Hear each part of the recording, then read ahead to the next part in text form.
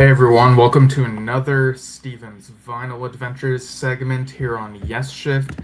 And with today being the birthday of Adam Wakeman, it seemed very appropriate for me to talk about my vinyl copy of Jazz Sabbath Live, which came in the mail the other day. And I have these photos of it, which I'll show. But for those unfamiliar, Jazz Sabbath is Adam Wakeman's band. They do jazz covers of Black Sabbath tunes with a funny, made up backstory that Jazz Sabbath was the original band, and then that heavy metal band, Black Sabbath, pretty much stole their material, reworked them, and became more popular. And there have been a few of these albums so far and stories of, oh, we unearthed this album, that album. We actually talked with Adam Wakeman back in 2024, about a year and a half ago, about the 1968 tape. So that was a great interview we had with him. And yeah, he's been a really, really busy guy, but we'd love to have him on the show again someday, if at all possible. But yeah, Jazz Sabbath Live. This is kind of different in that they don't really have to make a fake backstory of, oh, this was a recording of that concert from 1960, whatever. And because, as we see the band perform live, I saw them perform live in the summer of 2024. It could just be like, yeah, they're touring again now type of thing. So it could just be from 2025, which was when this one was recorded. But let me go ahead and show you all the photos of this record. So right here we have the cover image. It's like this marquee that says Jazz Sabbath Live tonight, 9 p.m. Looks like a very rainy day or has just rained. It's definitely cloudy. You can see a couple birds over here. Actually, yeah, they kind of look bat-like actually with those silhouettes. But yeah, I wonder if that's what the intention is there for those to be. And if you look closely, I'll zoom in a little bit. You can see this Jazz Sabbath poster that's a little torn up. It's got an interesting lived-in feel. You got all this, clutter that's out on the sidewalk. Really makes it feel like a real city, a real, But I'm trying to figure out what this here is supposed to mean. It says Derek was here. It doesn't look as clear in this photo as it does right in front of me. But now you got a little bit of graffiti on the front of this place. And yeah, I wonder if Derek was here is an inside joke that I'm just not privy to. Yeah, I'm trying to remember because I don't think there's anyone named Derek on this. So I do wonder if it's maybe related to Black Sabbath's history. And that's kind of a thing I wonder if I miss out on. I went through Black Sabbath's discography quite a while ago, years and years ago, enjoyed the material, but I don't have all the history and all the tracks super memorized the way that I do with Yes. So I do wonder if there's some things I kind of miss out on. Like if I'm listening to these jazz covers of the Black Sabbath songs, am I appreciating them enough for how they reinterpret the material? Or is it enough that I enjoy them as jazz pieces while knowing that they are covers?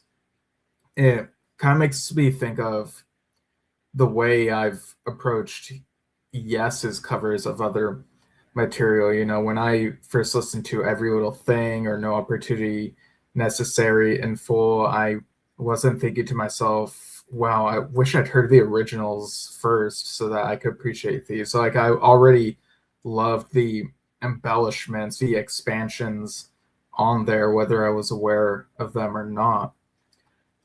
So yeah, it's an interesting thing to take into account. Do you really appreciate the cover of a song enough if you don't have the original memorized or what? Because I've definitely listened to the material. It's just been a while for some of it.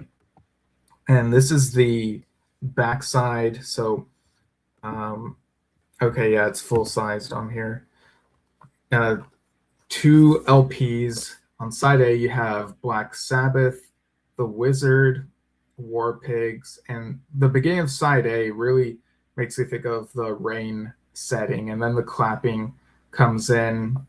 And these tracks, the audience is so polite during these performances because, if it's in a club as opposed to a bigger arena or stadium, you kind of have to keep yourself in check. I remember at the show I went to, everyone was very polite and waited until after each piece to make noise and clap and whatnot.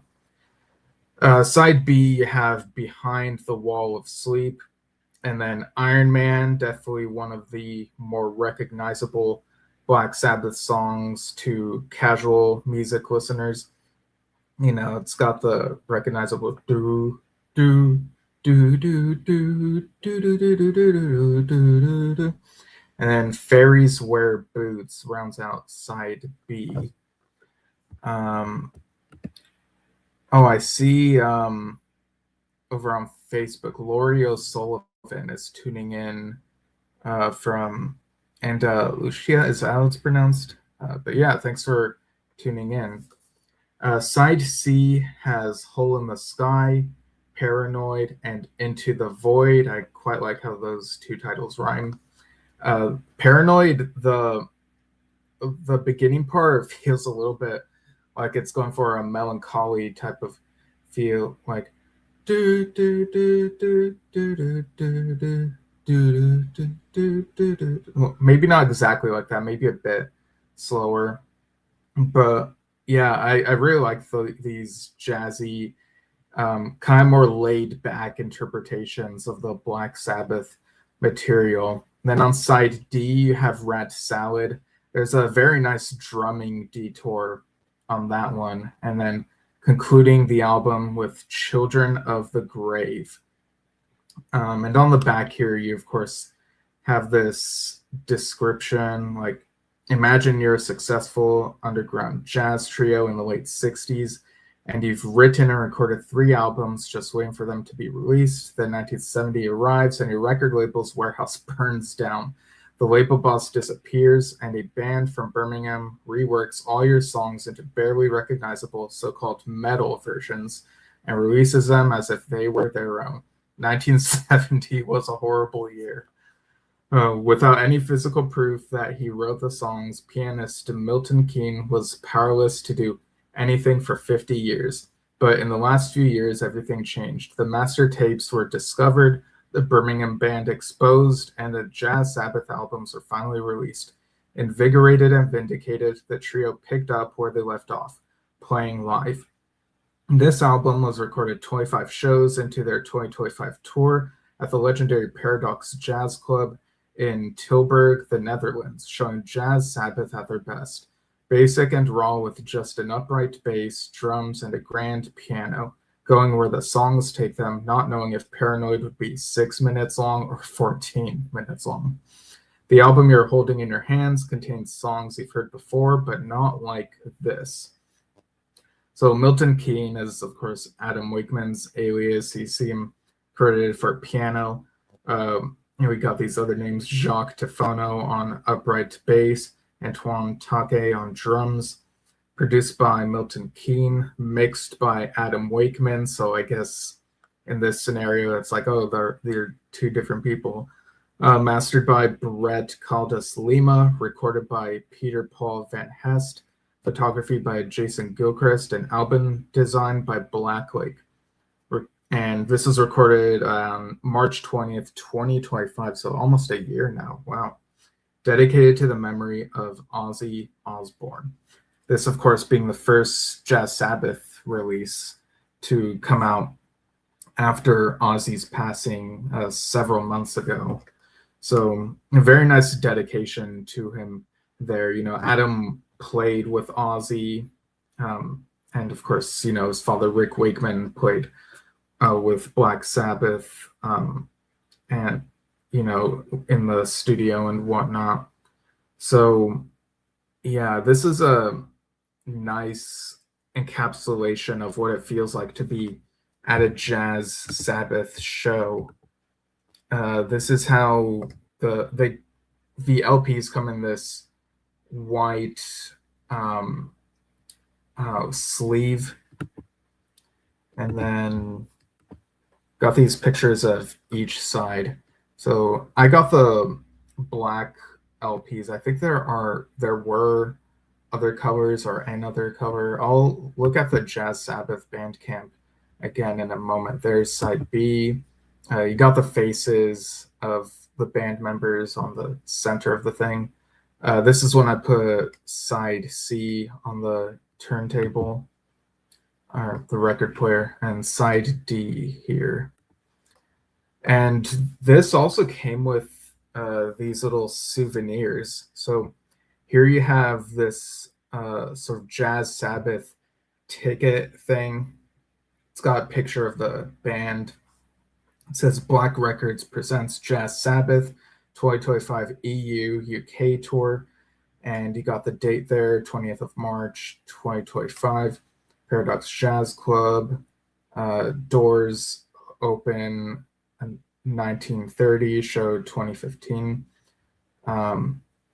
And yeah, you got on the backside of the ticket, actually, it writes out the history of Jazz Sabbath and the rediscovery and unearthing of the material. And at the end, it says this ticket won't grant you access anywhere, but it has a much more important purpose.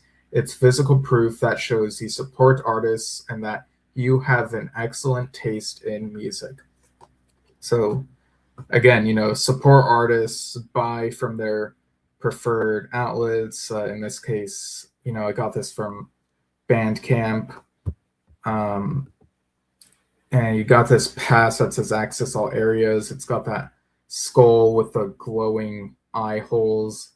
Beneath the teeth are these piano keys.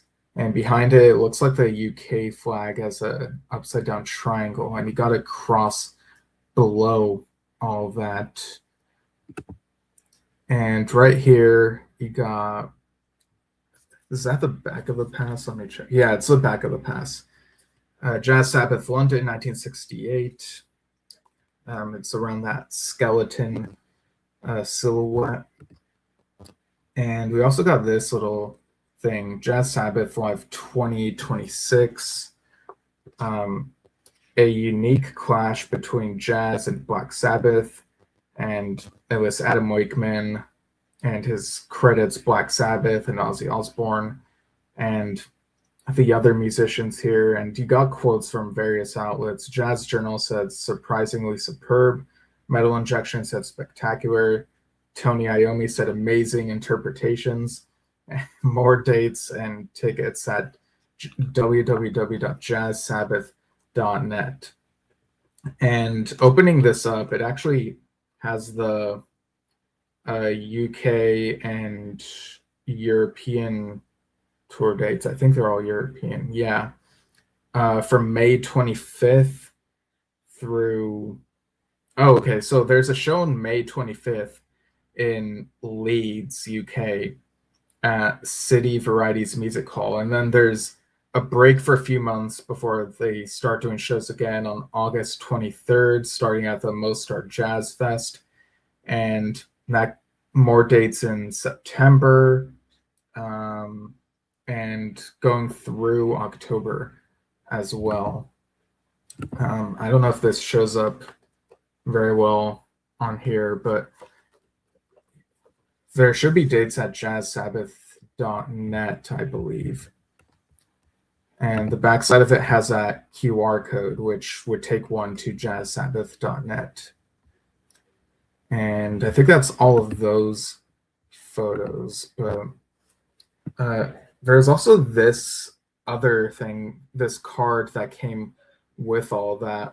Um, it's got two sides. One side has the American flag as a background. It says the Bandwagon US store, and then the website, thebandwagonusa.com. So I went on there and I didn't see the Jazz Sabbath products on there. I did see some Adam Wakeman related stuff though.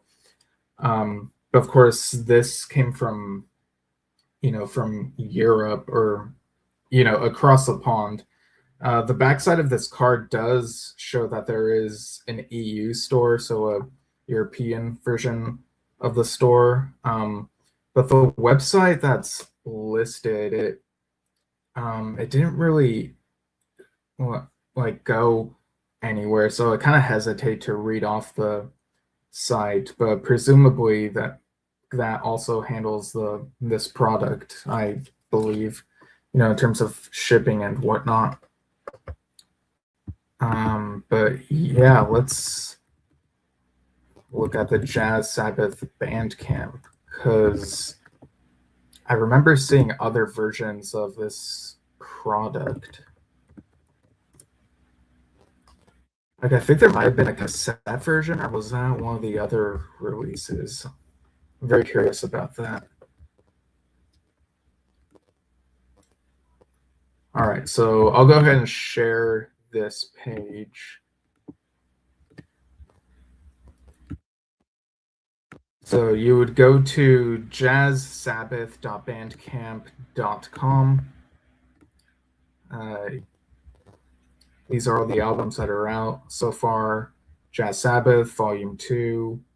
And there's some mono editions, the 1968 tapes, and here's Jazz Sabbath Live.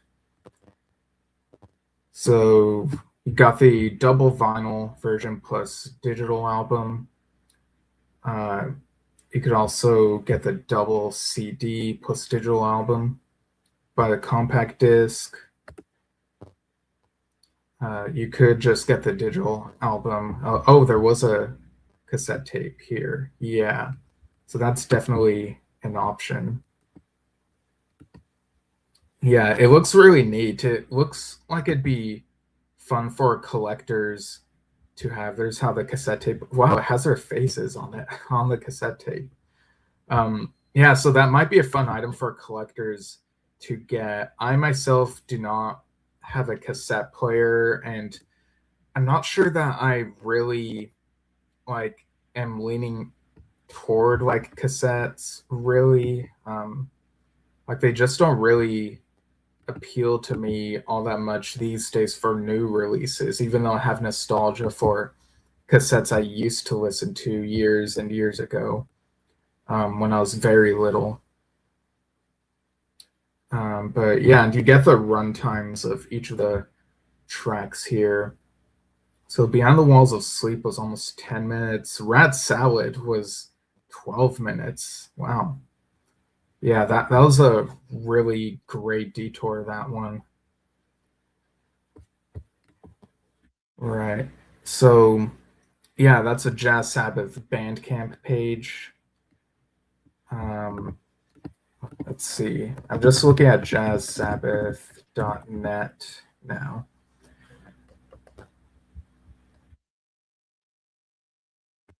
Okay, yeah. If you go to jazzsabbath.net, you'll see the the first post is about their double album. They've also got live shows in 2026, and there's a link there where you can go to info and tickets. There's a video of War Pigs live in Germany, which I don't think I can play on here. But yeah, I'll go ahead and screen share this so you can all see the tour dates.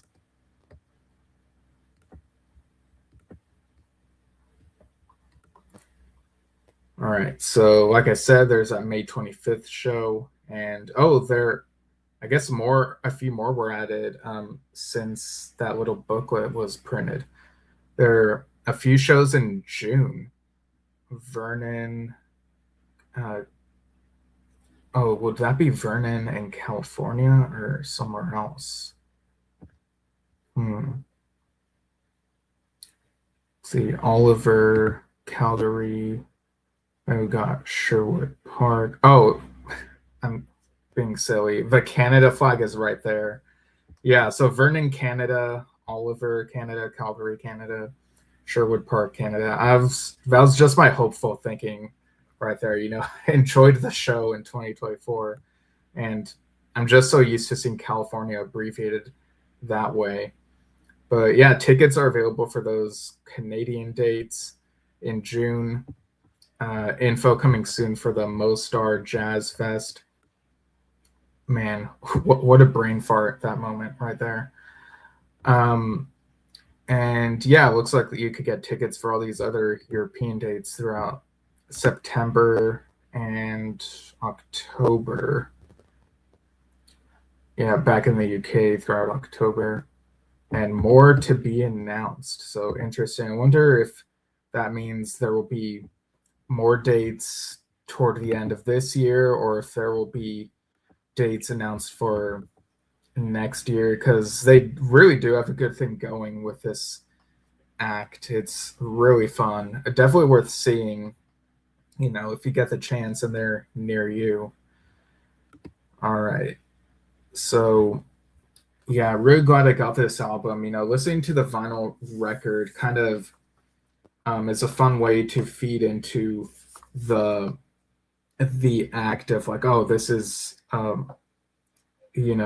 band from back in the day, but here it's like the lines are a bit blurred because canonically, I guess you could say, this recording is said to be from last year as opposed to back in the day. But I've committed to collecting these Jazz Sabbath albums on vinyl, so continuing to do that. Yeah, and I believe Jazz Sabbath were on Cruise to the Edge last year, if I remember correctly. So that was pretty cool. There's actually been a couple more Cruise to the Edge posts that have come out since it ended. I did see that. Who was it that said it? Oh, Randy McStein made a post saying, "Fun times on Cruise to the Edge, as always, a joyous celebration of music between musicians and fans alike. I was very happy to introduce new music with my trio to a captive audience, as well as some jamming with a couple of my all-time favorite players, Tony Levin and Simon Phillips, for the first time. Thanks to all who came to these performances and for the incredible support from fans and peers. It's a great reminder of the importance of a strong community, especially in these times. Stay tuned for some highlight clips over the next several days." Okay, so I guess Randy McStein will be posting his highlights from Cruise to the Edge, the one that just happened. And Stickman also announced some more tour dates straight off of Cruise to the Edge. So they've got a few going on in South America starting today, actually. They're in Buenos Aires, and then we go to Santiago in a couple days, and then they got a couple dates in Chile rather, and then in North America, back in North America, March 26th through April 29th, although it looks like they're staying on the East Coast. So hopefully they'll be back on the West Coast in the months after that. I still need to see Stickman with Tony Levin. He had a sub when I saw them at the Baked Potato last year. And there was something else, I think. Oh, Fernando Perdomo listed his top 10 sets from Cruise to the Edge, and also listed the locations on the cruise, like Stardust and Pool Stage. So from 1 through 10, he lists Pete Roth Trio, Stardust, Crack the Sky, Pool Stage, Goblin, Atrium, Steve Hackett, Stardust, Life Signs, Stardust, Randy McStein, Atrium, District 97, Atrium, Adrian Ballou, Stardust, Astronaut, Pool Stage, and Protocol, Pool Stage.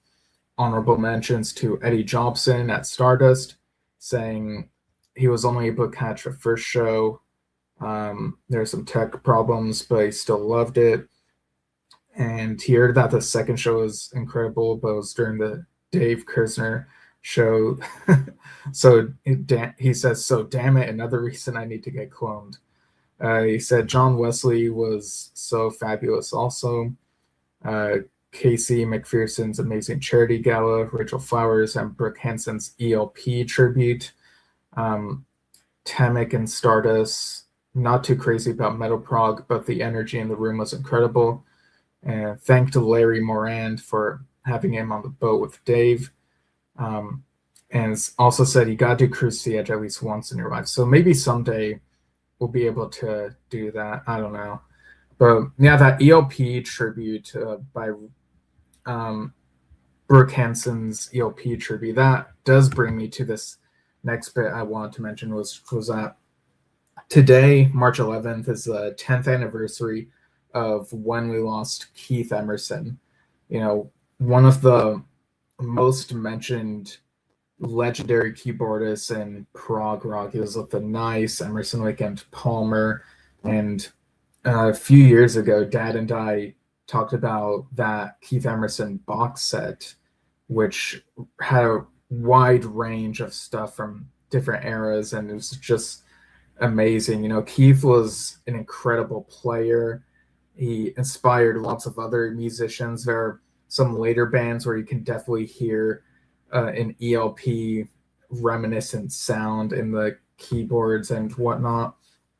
And yeah, it's just really sad that we lost him 10 years ago. And I remember that day, a bit of that day, you know, reading about it online. And it was on a day that I was going to an improv workshop. So it might have been a Friday. And I remember my friend there noticed that I was sad and she asked like what was wrong. And I mentioned that, you know, one of my favorite musicians had passed away. And yeah, it really hit me, you know, that and these others that we've lost. So I feel like there's like not enough I can say about how missed Keith Emerson is. And, you know, Dad and I talked with his son Aaron and Aaron's wife Joe on the show. Yeah, we talked with both of them once. We talked with Aaron another time here on Yesshift. And it was so nice to be able to talk about Keith and the music and reminisce about him. So, you know, whenever you get the chance, listen to something that Keith Emerson was on, whether it's something you're familiar with or something that you've been aware of but never took the time to check out for whatever reason. You know, just do something in honor of him. And on that note, Chris Squire, who of course had passed away the year prior to that, I did see that in one of the Facebook groups, Doug Corinne pointed out something, which is that Cherry Red Records is going to release a 50th anniversary remix edition of Chris Squire's Fish Out of Water. And now, this being 2026, it's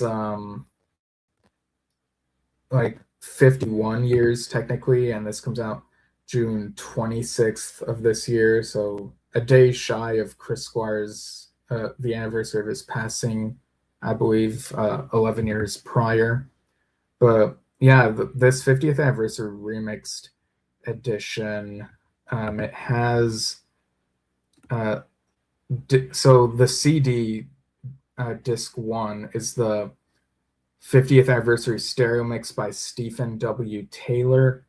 And then there's a bonus track of Silently Falling, a single version. And then disc 2, the Blu-ray, is the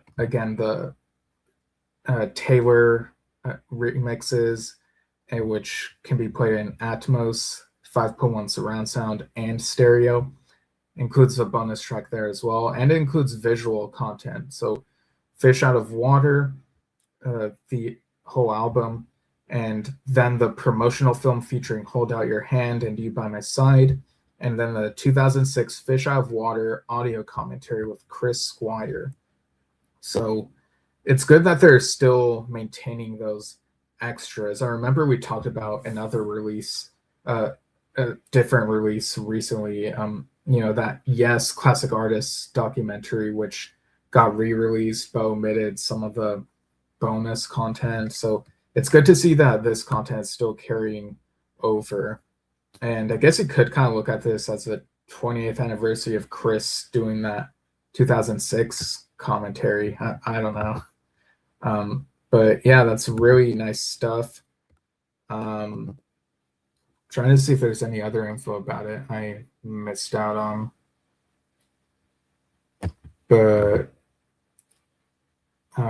this is also from the Esoteric label, so they've done some of the archival re-releases. But yeah, just thought I'd throw in a bit of that news that's come out since yesterday. Yesterday I did a Yesshift news desk episode, and there's some big things to talk about there as well. The From a Page expanded edition, new dates for John Anderson and the Band Geeks, a couple John Lodge tribute shows this summer. So definitely give that a listen if you haven't already. So yeah, we'll keep an eye out for any other news, of course. And like I said, give Jazz Sabbath Live a listen. It's definitely worth having. And you can also keep an eye out for next week, March 19th. I'm going to do another one of these Vinyl Adventures segments, this time with the Yes album, since I have a vinyl record of it I've had for a while, but been meaning to listen to and talk about.